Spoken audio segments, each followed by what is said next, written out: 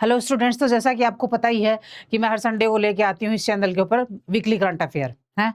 और फिलहाल जो करंट चल रहा है वो तो आपको अच्छे से पता होगा, क्योंकि वो आपसे और मुझसे ही रिलेटेड है हैं। पूरे देश के अंदर जो चल रहा है वो आपको अच्छे से पता होगा। पूरे देश को पता है तो आपको तो पता ही हो, क्योंकि वो आप लोग कर ही रहे हो खुद ही हैं। और टीचर्स भी इसमें इन्वॉल्व हैं, क्योंकि हम आप लोगों का भविष्य बनाते तो हम तो हैं ही हैं इन्वॉल्व इसके अंदर हैं। तो करंट तो आपको अच्छे से पता होगा, लेकिन जो बचा-खुचा है वो मैं आपको बता देती हूँ। बाकी जो प्रेज़ेंट टाइम में चल रहा है, भारत में जो करंट चल रहा है वो तो आपको पता होगा। बचा हुआ देश का और विदेश का सारा मैं बता देती हूँ इस क्लास के अंदर। हाँ। लेकिन मैं कुछ कहना चाहती हूँ, कुछ मैं ये कहना चाहती हूँ कि फिलहाल जो माहौल देश का चल रहा है नीट पेपर को लेके या सभी कॉम्पिटिशन पेपर को लेके चल रहा है, ये ओनली नीट पेपर के लिए नहीं है, ये सभी कॉम्पिटिशन पेपर्स के लिए। और सही है, स्टूडेंट्स अपनी जगह बिल्कुल सही हैं और उनके जो पेरेंट्स हैं वो भी बिल्कुल सही हैं कि इतनी मेहनत करके वो पढ़ाते हैं। अपने अगर दूसरी कंट्रीज़ है ना, उसके अंदर 12वीं क्लास तक की एजुकेशन जितना मैं जानती हूँ, मुझे दूसरी कंट्रीज़ क्या सिस्टम पता है, उतना 12वीं क्लास तक की एजुकेशन फ्री होती है। हाँ, उसके और अपने हिंदुस्तान के अंदर क्या है, एजुकेशन को एक बिज़नेस बना रखा है? और इतना पैसा लगा के बच्चा पढ़ता है, कॉम्पिटिशन की तैयारी करता है, उसके पेरेंट्स इतना खर्चा लगाते हैं, इतनी उम्मीदें करते हैं कि मेरा बच्चा पढ़ेगा और बच्चा भी इतनी मेहनत करके पढ़ता है, लास्ट में पता लगता है पेपर लीक हो गया। और जिन्होंने नहीं मेहनत की है और जो क्या कहते हैं पैसे वाले लोग हैं वो लेके चले जाते हैं, तो फिर दुःख तो होगा ही ना। तो सही है, ये इतनी मेहनत पूरी ज़िंदगी भर की मेहनत लगी हुई होती है एक बच्चे की और उनके पेरेंट्स की। तो बिल्कुल सही है, बच्चे भी अपनी जगह सही हैं, पेरेंट्स भी अपनी जगह सही हैं। लेकिन समझ में ये नहीं आ रहा कि आखिर मोदी जी क्यों इतने ढीठ हो रखे हैं? मोदी जी तो इस देश का इतना कुछ कर इस देश के लिए ही उनका जीवन समर्पित है और बाकी तो कुछ उनको करना ही नहीं है। उन्होंने अपना पूरा जीवन देश को समर्पित कर रखा है, लेकिन वो फिर इतने ढीठ हो क्यों रखे हैं? क्यों बच्चों की डिमांड नहीं माँग रहे हैं, समझ में नहीं आ रहा। ये चीज़ समझ से बाहर हो रखी है कि वो डिमांड माँग क्यों नहीं रहे बच्चों की। अगर उनको ये डर है कि हमारी सरकार के अंदर कोई समस्या हो जाएगी, तो वो क्यों होगी भई? अगर आप बच्चों के लिए इसके अंदर एजुकेशन सिस्टम में आप सुधार कर दोगे, बच्चों का करियर बन जाएगा, तो बच्चे भी आपको वोट देंगे और उनके पेरेंट्स भी देंगे, हैं? तो आप वैसे ही आपकी सरकार बहुमत में आ जाएगी, तो आपको तो किसी अनदर मंत्री की ज़रूरत ही नहीं पड़ेगी कि भई गठजोड़ की सरकार बनाओ या दूसरे मंत्री मेरे साथ आएँ, इनकी ज़रूरत ही नहीं है, क्योंकि बच्चे वोट दे देंगे, ऊपर से उनके पेरेंट्स दे दें, तो आपके बहुमत से सरकार आ जाएगी, हैं? तो मेरी ये रिक्वेस्ट है मोदी जी से कि मोदी जी आप इस एजुकेशन सिस्टम को भी सुधारिए और राजनीति को भी सुधारिए। राजनीति को सुधारने का मतलब ये है कि राजनीति में भी कोई, जैसे हम सरकारी सर्विस लेने के लिए पेपर देना होता है, प्रीलिम्स दो, मेंस दो, इंटरव्यू दो, हाँ? और उसके बाद में जब तक सरकारी सर्विस में लगता है इंसान, तब तक उसको अच्छे से निचोड़ लगा निकाल लिया जाता है। मतलब इतना तो हो जाता है कि हाँ, ये इंसान ज़्यादा भी नहीं, 100% भी नहीं तो 50% ये जो कैंडिडेट है ये इसके लायक है। हाँ, और बाकी अंदर जाने के बाद में और इसमें काबिलियत डाल दी जाएगी जो उसके सीनियर्स होंगे वो, और ये इस लायक बन जाएगा।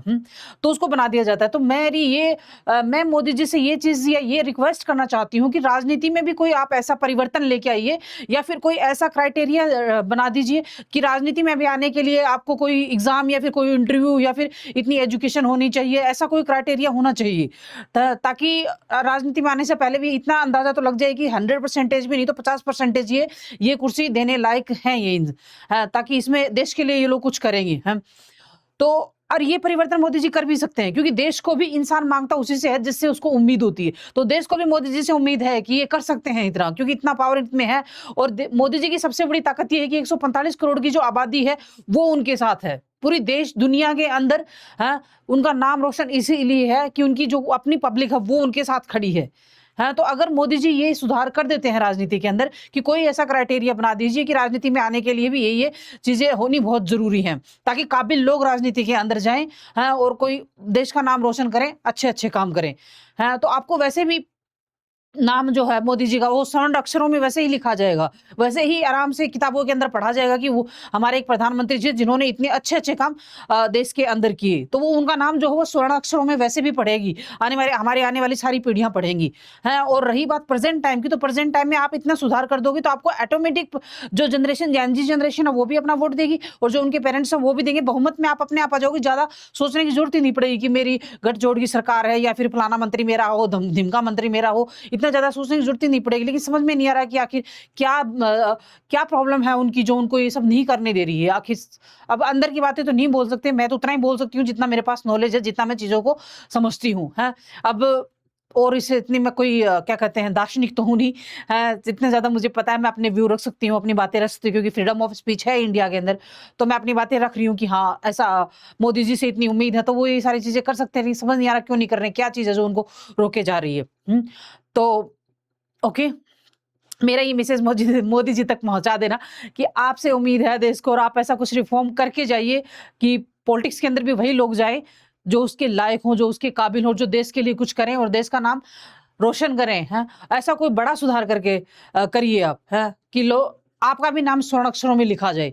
है, मोदी जी का भी नाम स्वर्ण अक्षरों में लिखा जाएगा कि हाँ, हमारे जो एक प्रधानमंत्री हैं, या आने वाली पीढ़ियां ऐसे लिखेंगी कि हाँ थे, उन्होंने इतना बड़ा सुधार हमारे देश के अंदर किया था। तो ये है, तो मैं तो यही रिक्वेस्ट कर सकती हूँ, या यही जितना बोल सकती हूँ, और क्या ही बोलूँ, मोदी जी से यही रिक्वेस्ट कर सकती हूँ। ओके, अब अपन आते हैं आज हफ्ते भर का जो करंट अफेयर था उसके ऊपर है। तो वीकली करंट अफेयर 20 टू 24 जुलाई 20 टू 24 जुलाई है।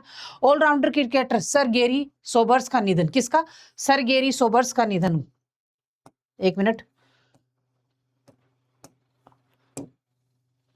हाँ, सर गैरी सोबर्स, ये जो है ये है sir Garry Sobers. Allrounder sir Garry Sobers का 89 वर्ष की उम्र में निधन हो गया। कितनी उम्र में उनका निधन हुआ? 89 की उम्र में निधन हो गया। वेस्ट इंडीज के सोबर्स ने 93 टेस्ट में 8032 रन बनाए और 235 विकेट लिए। कितने लिए? 235 विकेट लिए। और रन कितने बनाए? 8032। वे प्रथम श्रेणी क्रिकेट में एक ओवर में 6 छक्के लगाने वाले पहले बल्लेबाज थे। 6 छक्के लगाने वाले पहले ओवर के अंदर 6 छक्के लगाने वाले वे पहले बल्लेबाज थे। पाकिस्तान के खिलाफ 1958 में उनकी नाबाद 365 रन की पारी 36 साल तक टेस्ट क्रिकेट का विश्व रिकॉर्ड रही। क्या रही? 365 रन की पारी 36 साल तक टेस्ट क्रिकेट का विश्व का रिकॉर्ड रही। किसके लिए? 1958 में उनकी नाबाद, किसके अगेंस्ट में? पाकिस्तान के। नेक्स्ट है, नीति आयोग ने इन्वेस्टमेंट फ्रेंडलीनेस इंडेक्स रिपोर्ट जारी की है। बड़े राज्यों में गुजरात पहले, महाराष्ट्र दूसरे और तमिलनाडु तीसरे स्थान पर रहे। पहाड़ी और उत्तर पूर्वी राज्यों में उत्तराखंड पहले स्थान पर रहा। इंडेक्स में राज्यों का मूल्यांकन बुनियादी ढांचा, व्यापारिक माहौल, सरकारी नीतियां और नियामक सुगमता समेत 8 मानकों के आधार पर किया गया। कितने मानकों पर किया गया? 8 मानकों के आधार पर किया गया। नेक्स्ट है चीनी राष्ट्रपति शी जिनपिंग ने world artificial intelligence corporation organisation की स्थापना की घोषणा की है। क्या की है? चीनी जो राष्ट्रपति है शी जिनपिंग, उन्होंने world artificial intelligence corporation organisation की स्थापना करने की घोषणा की है। इसका उद्देश्य ग्लोबल साउथ और विकासशील देशों के बीच, किसके? ग्लोबल साउथ और जो विकासशील देश है उनके बीच एआई विकास और एआई गवर्नेंस को बढ़ाना है। क्या करना है? एआई के विकास और एआई की जो गवर्नेंस है उसको बढ़ाना इसका उद्देश्य है। इस संगठन में ब्राजील, रूस, दक्षिण अफ्रीका और इंडोनेशिया समेत 30 देश शामिल होंगे। कौन होंगे? ब्राजील, रूस, दक्षिण अफ्रीका और इंडोनेशिया समेत 30 देश इसमें शामिल होंगे। स्वास्थ्य के विभाग में पूरे हफ्ते भर में क्या हुआ? केंद्रीय औषधि मानक नियंत्रक संगठन ने, किसने? केंद्रीय औषधि मानक नियंत्रक संगठन ने फैटी लीवर की गंभीर बीमारी MASH के इलाज के लिए वेंगोई इंजेक्शन को मंजूरी दी है। किसको दी है? वेंगोई इंजेक्शन को मंजूरी दी है। यह देश की पहली स्वीकृत GLP फर्स्ट थेरेपी है। क्लिनिकल ट्रायल में 63% मरीजों में लीवर की सूजन कम हुई है। दवा लीवर की चर्बी व सूजन कम करने में मदद करती है। क्या करती है? लीवर की जो चर्बी है वो और उसकी जो सूजन है उसको कम करने में ये दवा मदद करती है। नेक्स्ट है अर्थव्यवस्था। Internet and mobile association of India. कौन सी? Internet and mobile association of India ने e commerce council of India launch किया। किसने? E commerce council of India launch किया। यह 120 अरब डॉलर के देश के डिजिटल वाणिज्य क्षेत्र का पहला राष्ट्रीय मंच है। क्या है? 120 अरब डॉलर का जो देश है उनकी डिजिटल वाणिज्य क्षेत्र का पहला राष्ट्रीय मंच है। इसके उद्योग नीति निर्माताओं और विशेषज्ञों को साथ लाकर डिजिटल व्यापार के नियमों को बेहतर बनाया है। क्या किया है? डिजिटल व्यापार के नियमों को बेहतर बनाया है। वाणिज्य मंत्रालय। नेक्स्ट है, वाणिज्य मंत्रालय जल्द ही इंडेक्स ऑफ 8 कोर इंडस्ट्रीज का संशोधित डेटा जारी किया है। क्या किया? संशोधित डेटा जारी किया। इसमें आधार वर्ष 2011-12 की जगह है 2022-23 कर दिया गया। क्या कर दिया गया? 11-12 की जगह 22-23 कर दिया। पहली बार आयरन और नौवे क्षेत्र के रूप में शामिल किया गया है। आयरन को नौवे क्षेत्र में शामिल किया गया है। थोड़ी सी आयरन को है, ये नहीं है, क्या गया है। साथ ही कोयले के आंकड़ों में अब कोयला रो कोल को शामिल किया। क्या है? कोयला रो कोल मतलब कच्चे कोयले को शामिल किया जाएगा ताकि दोहरी गिनती से बचा जा सके। मतलब जो 2 बार गिनती हो जाती है ना, पक्की हुई चीजों की भी हो जाती है और कच्ची चीजों की भी होती है, तो दोहरी गिनती हो जाती है, तो इससे थोड़ा गड़बड़ी होती है हिसाब किताब में, इसलिए उससे बचा जाएगा। कोर सेक्टर के आंकड़ों का औद्योगिक उत्पादन सूचकांक में लगभग 40% योगदान होगा। कितना होगा? 40% योगदान होगा। आर्टिकल 370 में सर्वश्रेष्ठ फीचर फिल्म का खिताब जीता। मतलब एक पिक्चर है आर्टिकल 370, उसका नाम है, आपको पता है ना 370 क्या है? ये जो श्रीनगर के अंदर लगी हुई थी, जिसको 2019 में मोदी जी ने हटा दिया था, वो है। तो उसके ऊपर भी मूवी बनी है। तो उसको खिताब मिला है 72वें राष्ट्रीय फिल्म पुरस्कार में, यानी गौतम की फिल्म यामी गौतम, ताम है यामी गौतम की फिल्म।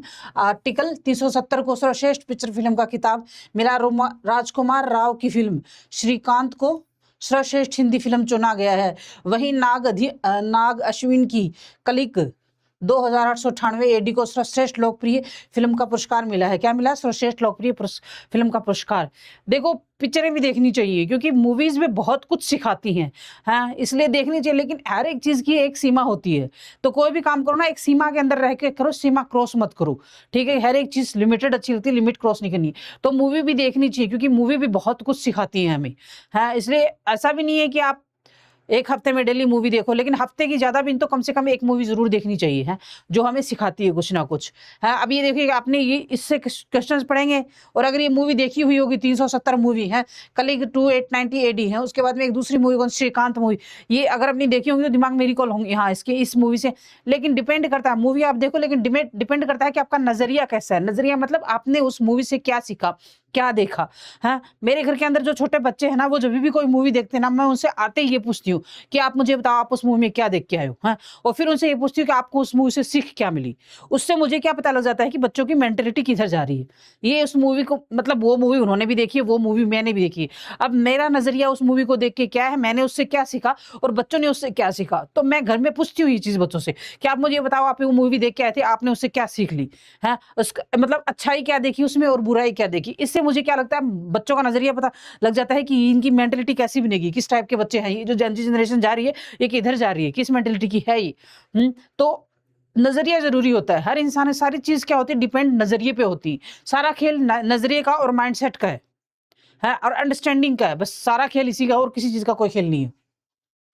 नेक्स्ट आते हैं, स्काई रूट एरोस्पेस का विकसित देश का पहला निजी orbital rocket Vikram first Harikota से सफलतापूर्वक लॉन्च किया गया था। क्या किया गया? स्काई रूट एरोस्पेस का विकसित देश का पहला निजी orbital rocket Vikram first Shri Harikota से सफलतापूर्वक लॉन्च किया गया। मिशन आगमन के तहत, किसके तहत? मिशन आगमन के तहत इस रॉकेट ने कई पेलोड्स को पृथ्वी की निचली कक्षा में स्थापित किया। यह रॉकेट पूरी तरह कार्बन कंपोजिट संरचना में से बना है और इसमें 3D प्रिंटेड इंजन का इस्तेमाल किया गया है। क्या किया गया? 3D प्रिंटेड इंजन का इस्तेमाल किया गया है। तमिलनाडु के 25 वर्षीय शतरंज खिलाड़ी VS रथनवेल देश के 99वें ग्रैंड मास्टर बने हैं। कौन से?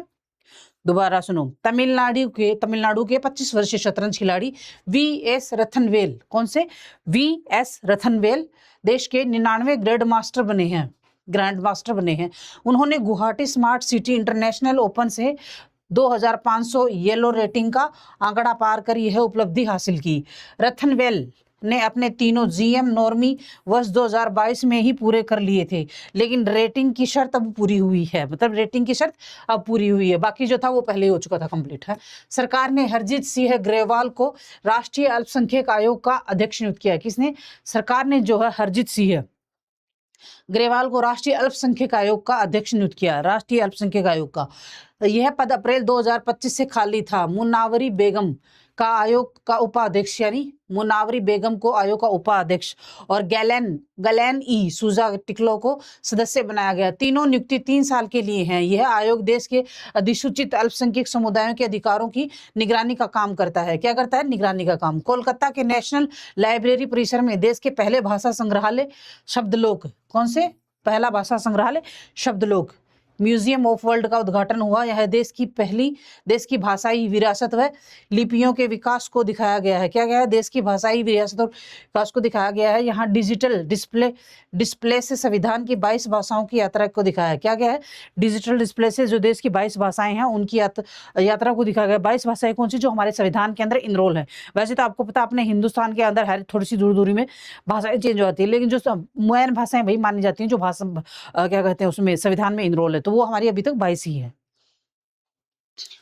नेक्स्ट आता है, बैडमिंटन खिलाड़ी और 2 बार की ओलंपिक विजेता PV सिंधु ने जापान ओपन 2026 का खिताब जीता। किसका जीता?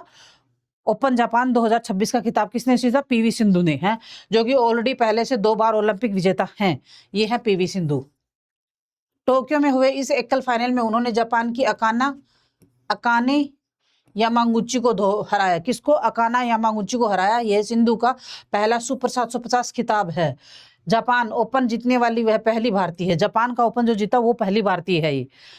बैडमिंटन के 59वें प्रधानमंत्री बने लेबर नहीं सॉरी बैडमिंटन बोल रही हूँ सॉरी पीछे वाला माइंड में रह गया यहाँ। ब्रिटेन के 59वें प्रधानमंत्री बने लेबर पार्टी के एंडी बर्नहेम। ये है एंडी बर्नहेम। कौन बने? ब्रिटेन के 59वें प्रधानमंत्री बने हैं। लेबर पार्टी के नेता एंडी बर्नहेम ब्रिटेन के 59वें प्रधानमंत्री बन गए हैं। उन्होंने लंदन के बकिंगम पैलेस में किंग जॉर्ज III से मुलाकात के बाद पदभार संभाला। उन्होंने कीर स्टारमर की जगह ली है। 56 वर्षीय बर्नहेम पिछले 10 वर्षों से ब्रिटेन के 7वें प्रधानमंत्री हैं। क्या है? पिछले 10 वर्षों में ये ब्रिटेन के 7वें प्रधानमंत्री हैं। मतलब इससे पहले 6 और बन चुके हैं 10 साल के अंदर। मतलब स्टेबिलिटी नहीं है पॉलिटिक्स में, वहां स्टेबिलिटी नहीं है। कहने का मतलब ये।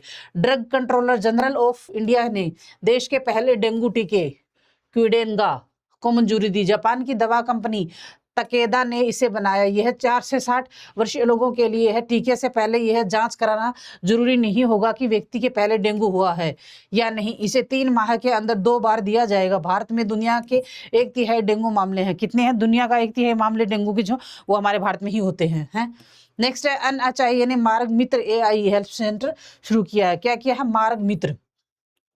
मार्ग मित्र AI सेंटर शुरू किया है। यह नेशनल हाईवे पर यात्रा करने वालों के लिए सिंगल विंडो प्लेटफॉर्म होगा। क्या होगा? सिंगल विंडो प्लेटफॉर्म होगा। यात्री 22 भारतीय भाषाओं में बोल या लिखकर अपनी समस्या दर्ज करा सकेंगे। मतलब भारतीय जो 22 भाषाएं इनरोल हैं संविधान में, उसमें किसी से भी भाषा में अपनी समस्या लिखकर या बोलकर बता सकते हैं। NHAI ने टोल प्लाजा से 20 किलोमीटर के दायरे में रहने वाले लोगों के लिए राजमार्ग यात्रा ऐप पर डिजिटल लोकल पास की सुविधा भी शुरू की है। क्या की है? राजमार्ग यात्रा ऐप पर डिजिटल लोकल पास की सुविधा भी शुरू की है। नेक्स्ट है नेशनल स्टॉक एक्सचेंज ने electronic gold receipts segment launch किया है। क्या किया है? नेशनल स्टॉक एक्सचेंज ने electronic gold receipts segment launch किया है। इससे सोने के कारोबार को अधिक पारदर्शी और व्यवस्थित बनाया जाएगा। क्या बनाया जाएगा? सोने का जो कारोबार है उसको अधिक पारदर्शी और व्यवस्थित स्थित बनाया जाएगा। EGR ऐसी डीमेट प्रतिभूतियां हैं। कौन?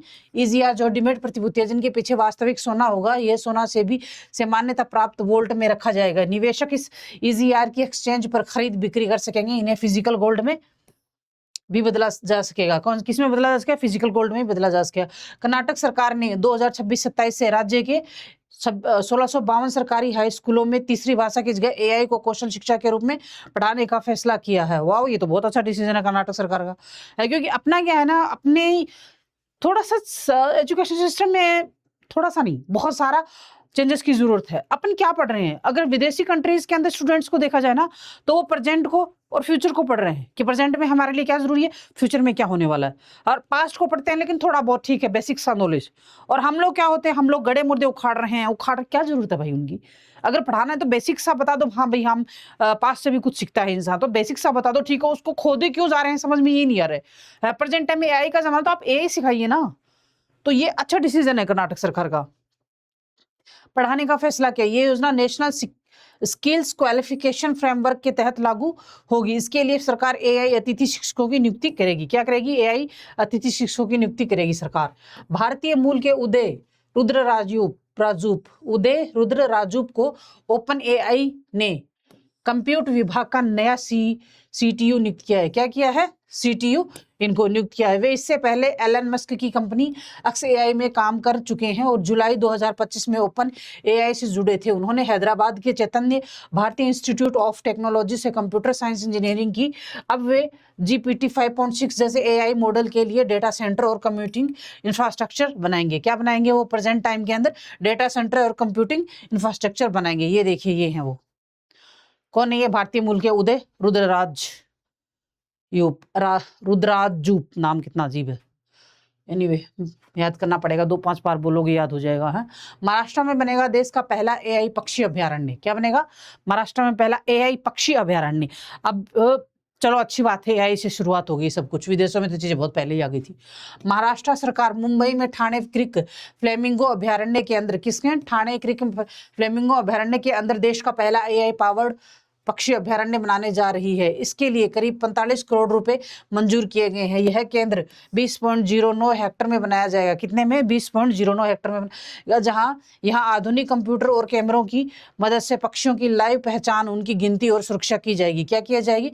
आधुनिक कंप्यूटर और कैमरों की मदद से पक्षियों की लाइव पहचान और उनकी गिनती की जाएगी कि कौन से अभ्यारण्य में कितने पक्षी हैं और ये कौन सा पक्षी है। जैसे नाम दे दिया जाता है कि हाँ ये पक्षी ये है, ये पक्षी है, ताकि अगर कोई ट्रेजेडी होती है किसी भी पक्षी के साथ तो पता लग जाता है कि हाँ इसके साथ ये हुआ। जैसे कि जानवरों को भी नाम दिया हुआ होता है कि हाँ इसका ये नाम है, इसका ये नाम है, उस तरीके से। भारत विश्व में व्यापार संगठन के मत्स्य पालन सब्सिडी समझौते में शामिल होने वाला 123वां देश बना। समझौता 2022 में जिनेवा में WTO के मंत्री स्तरीय सम्मेलन के दौरान बना था।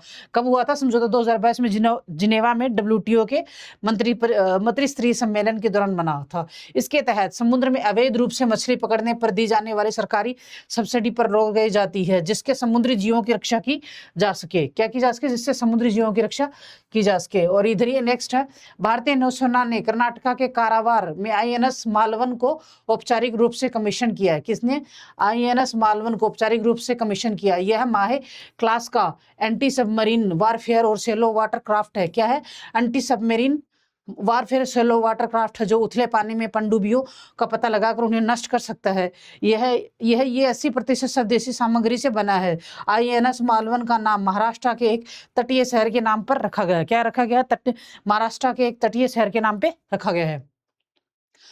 केंद्र सरकार ने मेघालय की प्रसिद्ध लंका डोग हल्दी को बढ़ावा देने के लिए लंका डोग हल्दी मिशन गोल्डन स्पाइस की शुरुआत की है। इस मिशन का लक्ष्य लंका डोग हल्दी का उद्घाटन बढ़ाना, उसकी गुणवत्ता सुधारना और बेहतर ब्रांडिंग करना। इससे किसानों की आय बढ़ाने में भी काफी मदद मिलेगी। कौन सी? लंका डोग हल्दी। लंका डोग हल्दी, इस नाम को अच्छे से याद कर लेना। भारत में रेलवे ब्रॉड गेज नेटवर्क का विद्युतीकरण 99.6% हुआ। कितना हुआ है? 99.6% हुआ। क्या हुआ है? ब्रॉड गेज नेटवर्क का विद्युतीकरण यानी मतलब अभी बिजली से चलेंगे। हाँ, रेलवे विद्युतीकरण में भारत दुनिया में दूसरे स्थान पर है। 100% विद्युतीकरण के साथ स्विट्जरलैंड पहले, जबकि चीन 82% के साथ तीसरे स्थान पर है। और ट्रेन संचालन के लिए डिजिटल की खपत 2015-16 में 293 करोड़ लीटर से 2024-25 में 108 करोड़ लीटर हो गई है। पहले नंबर पर कौन है? स्विट्जरलैंड है, जहां पूरी ट्रेनें जो है वो विद्युत से चलती हैं। नेक्स्ट है, राष्ट्रीय सुरक्षा सलाहकार अजीत डोवाल को लोकमान्य तिलक राष्ट्रीय पुरस्कार के लिए चुना गया। किसके लिए? लोकमान्य तिलक पुरस्कार के लिए। किसको? राष्ट्रीय सुरक्षा सलाहकार अजीत डोवाल को। इनकी जो लाइफ स्टोरी है ना, आज नेट के ऊपर सर्च करके आप अजीत डोवाल की पूरी लाइफ स्टोरी पढ़ना। बहुत ज्यादा मतलब हर एक इंसान को मोटिवेट करने वाली है इनकी लाइफ स्टोरी जो है।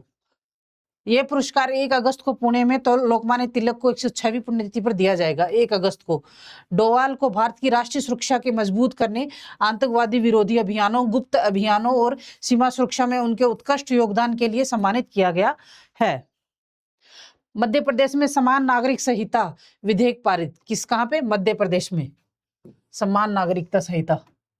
मध्य प्रदेश विधानसभा ने ध्वनिमत से समान नागरिक संहिता विधेयक पारित किया। नए कानून में बहु विवाह और निकाह हलाला को अपराध की श्रेणी में रखा गया है। राज्य में लिव इन रिलेशनशिप का पंजीकरण करना अनिवार्य होगा। हालांकि अनुसूचित जनजातियों को उनकी सांस्कृतिक पहचान बनाए रखने के लिए इस कानून में छूट दी गई है। नेक्स्ट है, केंद्र सरकार के अनुसार देश के कुल कृषि कार्य बल में महिलाओं की भागीदारी 59.8% हो गई है। कृषि मंत्रालय के 2025 के आंकड़ों के अनुसार ग्रामीण भारत में खेती और इससे जुड़ी गतिविधियों में महिलाओं को भूमिका बढ़ रही है। साथ ही देश का लगभग 2.12 करोड़ हेक्टेयर क्षेत्र हर साल बाढ़ से प्रभावित होता है। किससे होता है? बाढ़ से प्रभावित होता है, जिसकी वजह से अगर बाढ़ आ जाती है फसल नष्ट हो जाती है। नेक्स्ट है, फ्रांस 15 वर्ष से कम उम्र के बच्चों के लिए सोशल मीडिया पर बैन लगाने वाला यूरोपीय संघ का पहला देश है। इससे पहले ऑस्ट्रेलिया ने लगाया था सबसे पहले। अब इस आयु वर्ग के बच्चे सोशल मीडिया का उपयोग नहीं कर सकेंगे। कानून में स्कूलों में मोबाइल का इस्तेमाल पर भी पूरी तरह रोक लगाई गई है। फ्रांस में 90% किशोर रोजाना स्मार्टफोन का उपयोग करते हैं। यूरोप की पहली कंट्री है जिसने ये कदम उठाया है। भारतीय ओलंपिक संघ ने वेट लिफ्टिंग मीराबाई चानू को राष्ट्रमंडल खेल 2026 के उद्घाटन समारोह के लिए भारत का ध्वजवाहक चुना है। कौन ये है? मीराबाई चानू है।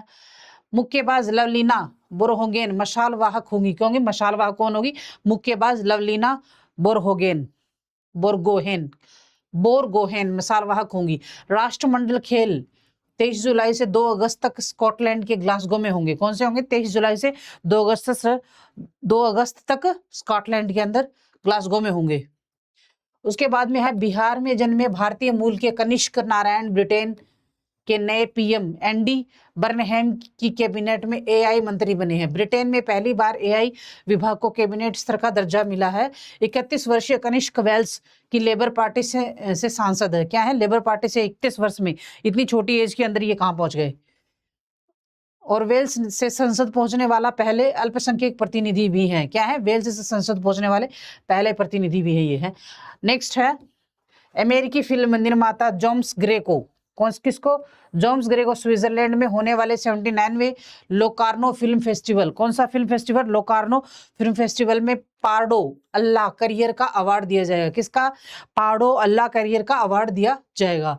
यह सम्मान 9 अगस्त को दिया जाएगा। इसी दिन उनकी नई फिल्म पेपर टाइगर, कौन सी है नई फिल्म? पेपर टाइगर प्रीमियर होगा। इससे पहले शाहरुख खान को जैकी चैन भी इस प्रतिष्ठा सम्मान से सम्मानित हो चुके हैं। अपने भारत के कौन? जैकी चैन और शाहरुख खान इस सम्मान से प्रतिष्ठित हो चुके हैं। अब आता है word of the day. Word of the day मतलब कौन सा वर्ड ज्यादा फेमस रहा हफ्ते के हर एक दिन में?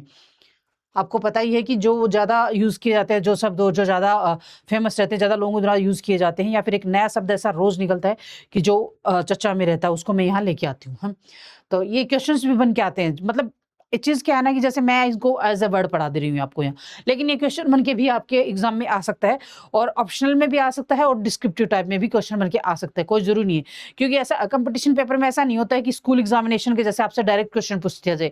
जैसे स्कूल के अंदर क्या होता है, एक टॉपिक होता है, टॉपिक में से डायरेक्ट क्वेश्चन डाल दिया जाता है, लेकिन कंपटीशन पेपर में ऐसा नहीं होता। कंपटीशन पेपर में इधर से भी कान पकड़ सकते हैं और इधर से भी पकड़ सकते हैं, किधर से भी पकड़ सकते हैं, कोई कुछ नहीं वो कर सकता है इसके अंदर। और यही होता है, पेपर हार्ड नहीं आता है बेटा, होता पता है क्या है? वो क्वेश्चन को पेपर जो आता है वो सिलेबस के अंदर से ही आता है, लेकिन वो क्या करते हैं, कान को यहाँ से सीधा पकड़ने की बजाय यहाँ से पकड़ लेते हैं। और हम लोग क्या करते हैं, हमको डायरेक्ट कोई भी काम डायरेक्ट करने की आदत होती है, तो हम सीधा पकड़ते हैं कान को, लेकिन सामने वाला जो एग्जामिनर है वो चीज कंटेंट वही होता है, सिलेबस वही होता है, लेकिन उसको घुमा फिरा के पूछ लेता है, फिर हमारे जो है हवा निकल जाती है, फिर हम बोलते हैं हाय रे पेपर बहुत हार्ड आता है, बहुत हार्ड है। हार्ड नहीं आता बेटा, अगर आता भी होता, कोई 2-4-5 क्वेश्चन होते हैं जो बाहर से आते हैं, उससे ज्यादा क्वेश्चन बाहर से नहीं आते, और 2-4-5 क्वेश्चन के अगर आप छोड़ भी आओगे ना, तो भी ऐसा नहीं है कि बहुत मेरिट हाई चली जाएगी। फॉर एग्जाम्पल, अगर आप सिलेबस का 100% की बजाय अगर 70% भी आप अच्छे से क्लियर करके जाते हो ना सिलेबस अच्छे से, तो भी आपका सिलेक्शन हो जाएगा, क्योंकि मेरिट उतनी जाती ही नहीं है। तो ये तो अगर 70% सिलेबस कंप्लीट करने से अच्छे से आपका सिलेक्शन हो जा रहा है, तो अगर 5-10 क्वेश्चन बाहर से आ गए सिलेबस से बाहर से, तो उसके बिना कौन सा आपका सिलेक्शन अटक रहा है। लेकिन समस्या ये है ना कि हम एक तो सिलेबस को ठीक से अच्छे, विजन क्लियर नहीं होता है हमारा, हम पढ़ते जा रहे होते, विजन क्लियर कर नहीं रहे होते हैं, और जो पढ़ रहे हैं उसको इस तरीके से नहीं पढ़ रहे होते कि इसमें से हमारा कुछ नहीं छूटेगा। अगर आप चाहे सिलेबस में बोलो ना 70% ही पढ़ के जाओ, लेकिन वो इस तरीके से पढ़ के जाओ कि इसमें से कुछ भी आ जाएगा ना, मेरा छूटेगा नहीं, हाँ, तो आराम से सिलेक्शन हो सकता है। लेकिन वही है ना, मैं बोलूँ ना, या तो इतना पढ़ लेते हैं कि कुछ भी याद नहीं रहता फिर दिमाग के अंदर, या फिर बिल्कुल भी नहीं पढ़ते हैं। और तीसरी बात, फिर घबरा जाते हैं, एग्जाम होता है, एग्जामिनेशन हॉल में जाके हाय पता नहीं क्या आएगा, इसने ज्यादा पढ़ा, उसने दूसरों को देख देख के घबरा जाते हैं, खुद पे भरोसा कम करते हैं और दूसरों पे ज्यादा हो जाता है। तो ये बात है। चलो अब इधर आइए, है बहुत मोटिवेट कर दिया मैंने आपको। यह है दुनिया के देशों का एक संगठन है, इंटरनेशनल सोलर अलायंस है। इसकी शुरुआत 2015 में भारत और फ्रांस ने की। इसका मकसद सौर ऊर्जा का ज्यादा इस्तेमाल बढ़ाना और यह देशों की सस्ती सौर तकनीकी निवेश और नई परियोजनाओं में सहयोग देता है। इससे कोयला, पेट्रोल और डीजल जैसे जीवाश्म ईंधन पर निर्भरता कम करने में मदद मिलती है। मतलब इसका मतलब यह है कि सौर ऊर्जा को ज्यादा बढ़ावा देना और बाकी जो क्या कहते हैं ऊर्जा के साधन है उनके ऊपर डिपेंडेंसी कम करना, ये है इसका कुल मिला के मतलब है। ईंधन का निर्भर कम करने में मदद मिलती है। हाल ही में आई एक रिपोर्ट में कहा गया है कि आईएसए की रफ्तार धीमी हो गई है, साथ ही संगठन के खर्च का बड़ा हिस्सा अब भी भारत उठा रहा है, इसलिए इसकी वित्तीय स्थिति और आगे की कार्य प्रणालियों पर चर्चा हो रही है। उसके बाद में नेक्स्ट वर्ड है इलेक्ट्रोस्टेट। कौन सा? इलेक्ट्रोस्टेट। यह भविष्य की राजनीति को तय करने वाला एक नया शब्द है। यह उन देशों के लिए इस्तेमाल होता है जो कच्चे तेल की जगह सौर ऊर्जा, विंड टर्बाइन, इलेक्ट्रॉनिक व्हीकल्स और आधुनिक बैटरियों के निर्माण और निर्यात में पूरी दुनिया का अपना दबदबा बना रहे हैं। किसमें? सौर ऊर्जा, विंड टरबाइन, इलेक्ट्रिक व्हीकल्स और आधुनिक बैटरियों के निर्माण और निर्यात में पूरी दुनिया पर अपना दबदबा बना रहे हैं। जैसे अब तक दुनिया कतर, सऊदी अरब जैसे तेल बेचने वाले पेट्रोस्टेट पर निर्भर थी, वैसे ही अब स्वच्छ बिजली और उसकी तकनीकी पर नियंत्रण रखने वाले देश इलेक्ट्रोस्टेट पर निर्भर हो सकते हैं। किस पे? इलेक्ट्रोस्टेट पे। हाँ, यह शब्द इसलिए चर्चा में है क्योंकि यूरोपीय संघ, चीन और भारत जैसे देश इसमें भारी निवेश कर रहे हैं, जिससे ये देश भविष्य के इलेक्ट्रोस्टेट बन सकते हैं। DTAA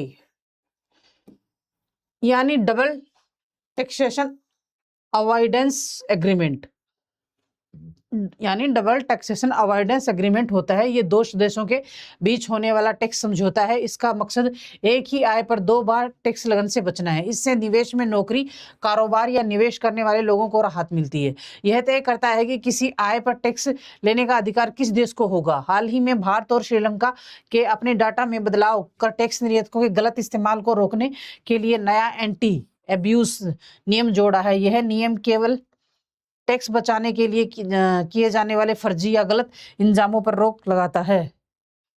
कंटेक्स्ट बॉम्बीबर्ग, context bombing AI artificially intelligence की सुरक्षा बढ़ाने की एक नई तकनीकी है। इसमें AI सिस्टम में पहले से कुछ सुरक्षा निर्देश जोड़ दिए जाते हैं। ये निर्देश AI को गलत, खतरनाक और या हैकर्स के आदेश मानने से रोकते हैं। आसान शब्दों में यह AI के लिए पहले से लगा मजबूत और भरोसेमंद सुरक्षा कवच है। हाल ही में साइबर सुरक्षा कंपनी ट्रेस बिट के अनुसार यह तकनीकी AI आधारित साइबर हमलों में और प्रॉम्प्ट इंजेक्शन जैसे हमलों को रोकने के में काफ़ी प्रभावशाली साबित हुई है। उसके बाद में था एनर्जी कंजर्वेशन बिल्डिंग कोड। कौन सा? Energy conservation building code. यह भारत सरकार का नियम है। इसका उद्देश्य इमारतों में बिजली की खपत कम करना और ऊर्जा का बेहतर उपयोग सुनिश्चित करना। इससे दीवार, छत, खिड़कियां, रोशनी, एयर कंडीशनर्स और अन्य प्रणालियों के लिए ऊर्जा बचाने वाले मानक तय किए गए हैं। इससे इमारतें कम बिजली खर्च करती हैं और अंदर का तापमान अधिक आरामदायक रहता है। हाल ही में भारत में तेजी से बन रही कांच की इमारतों को लेकर बहस चल रही है। ऐसे में ऊर्जा बचाने और इमारतों को अधिक प्रभावी बनाने में अब ECBC की भूमिका फिर चर्चा में है। अब आता है क्वेश्चंस। जैसा कि आपको पता ही है कि डेली के 2 क्वेश्चन होते हैं, और अगर आप डेली के 2 क्वेश्चन में बूंद बूंद से घड़ा भर जाता है। अगर आप डेली के 2 क्वेश्चंस भी याद करते हो ना, तो एक दिन आप जब एग्जाम देने जाओगे ना और आपने कहीं नहीं पढ़ा होगा और वो यहाँ से कोई क्वेश्चन आप करके आओगे और फिर बाहर जो बाकियों ने नहीं किया होगा, आप नहीं किया होगा, बहुत सुकून मिलेगा देखना। और दूसरा इसका ये भी फायदा है कि अब तक आपने जो तैयारी की है ना, वो टेस्ट हो जाती है।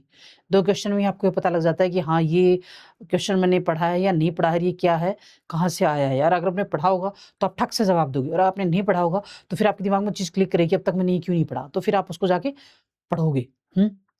कहाँ से आई वो आपके दिमाग में क्लिक करेगी वो चीज़। अच्छा, पानी पर प्राकृतिक रूप से तैरने वाली एकमात्र चट्टान कौन सी है, जिसे हिंदी में झावा कहा जाता है? क्या कहा जाता है? झावा।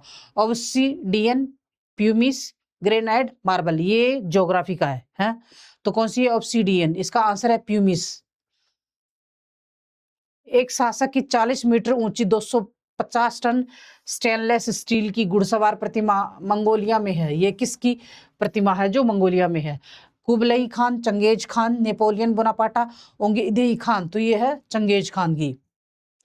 समुद्र की गहराई से चोटी तक 9170 मीटर की ऊंचाई वाला दुनिया का सबसे ऊंचा सक्रिय ज्वालामुखी कौन सा है? माउना लावा हवाई, माउना केवा हवाई, आहोस डेल सालाडो, किलिमंजारो तंजानिया। ये ज्योग्राफी का क्वेश्चन है, तो इसका आंसर होगा माउना लाओ हवाई। कौन सा? माउना लाओ हवाई।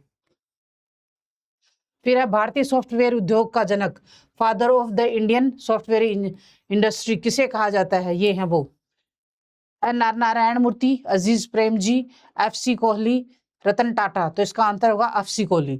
ये जो है ये FC कोहली है। फिर है ऑक्टोपस के पूरे शरीर और उसकी 8 भुजाओं तक खून पहुंचाने के लिए किसके कितने दिल होते हैं? मतलब हम सब में एक ही दिल होता है? प्राणियों में सब में एक ही दिल होता है, लेकिन ऑक्टोपस जो है उसके अंदर एक से अधिक दिल होते हैं। तो वो कौन से कितने होते हैं उसमें दिल हैं? 1, 2, 3 या 4? तो इसका आंसर होगा 3। साल 1939 में विज्ञान विषय में PhD करने वाली एक पहली भारतीय महिला कौन बनी थी? तो असीमा चटर्जी, कमला सोहोनी, अन्नामाणी, जानकी अम्माल। ये जो है ये कौन है? इनका चेहरा देखिए ठीक से पहचानिए। तो इसका आंसर होता है कमला सोहोनी। कौन है ये? कमला सोहोनी। संविधान के किस अनुच्छेद में कहा है कि सांसद राष्ट्रपति व 2 सदनों लोकसभा राज्यसभा से मिलकर बनेगी? कौन से सदन में? अनुच्छेद 74, अनुच्छेद 79, अनुच्छेद 80, अनुच्छेद 81। तो इसका आंसर होगा 79। अनुच्छेद 79 इसका आंसर होगा। देखो मेरी कंडीशन भी आप लोगों जैसी, आधी तो हिंदी में आती है गिनती, आधी इंग्लिश में आती है। यह दुनिया के पहले पर्वतारोही हैं जिन्होंने 1963 और 1965 में माउंट एवरेस्ट पर 2 बार सफल चढ़ाई की। ये कौन है? बताइए ये कौन है? तेंजिंग नोर्गे, तवांग गोबे, अंगरीता शेरपा, अप्पा शेरपा। नाम कितने हैं ना, हंसी आ रही होगी आप लोगों को नाम सुन के, है तो नवांग गोम्बू। कौन से? नवांग गोम्बू। मौसम के नक्शे पर समान एयर प्रेशर वाले स्थानों को जोड़ने वाली रेखा क्या कहलाती है? मौसम के नक्शे पर समान एयर प्रेशर वाले स्थान, मतलब उन 5-10 स्थान ऐसे हैं जिनका एयर प्रेशर समान है, उनको जो जोड़ने वाली होती है, क्या कहते हैं, जोड़ने वाले रेखा को क्या कहा जाता है? समदाब रेखा, है या समताप रेखा, समदाब रेखा, समवर्षा रेखा, सममेघ वर्षा। तो इसका आंसर होगा समदाब रेखा। ये ज्योग्राफी में पढ़ाया था आप लोगों को। चीन में 233 फीट ऊंची बलुआ पत्थर से बनी दुनिया की सबसे बड़ी पत्थर की बुद्ध प्रतिमा का नाम क्या है? मतलब चीन के अंदर है ये बुद्ध प्रतिमा, सबसे बड़ी प्रतिमा है बुद्ध जी की है। लिंगसान ग्रेट बुद्ध, या स्प्रिंग टेम्पल बुद्ध, लेसान विशाल बुद्ध, या उसिंकू दाई बुत्सु। यार क्या नाम है। तो इसका आंसर होगा लेशान विशाल बुद्ध। कौन सी? लेशान विशाल बुद्ध। अच्छे से देख लो इसको, कितनी बड़ी है ये। 233 फीट ऊंची बलुआ पत्थर से बनी हुई है, दुनिया की सबसे बड़ी पत्थर की बुद्ध की, मतलब बुद्ध जी की जो है ये दुनिया की सबसे बड़ी है 233 फीट ऊंची प्रतिमा है ये, जो चीन में स्थित है, जिसका नाम लेशान विशाल बुद्ध है। ओके है। तो आज का तो जो है करंट अफेयर इस वीक का यहीं पे खत्म होता है। फिर नेक्स्ट वीक में मिलेंगे हम, नेक्स्ट वीक का करंट अफेयर लेकर। और जैसा कि मैं आपको हर क्लास में बोलती हूँ कि ज़्यादा लंबी क्लास करंट अफेयर की वीकली की होती नहीं है, या तो आधे घंटे की या पौन घंटे की होती है। मैक्सिमम अगर ज़्यादा हो जाता है तो 1 घंटे की होती है। हाँ, तो आप डेली हर वीकली करंट अफेयर हर हफ्ते का उसी दिन कंप्लीट कर लिया करो। पेंडिंग में नहीं डालना है, क्योंकि कल तो हमारे प्रोजा का भी नहीं आया, किसी का नहीं आता कल कि कल कर लेंगे, कल के अंदर उम्र गुजर जाती है?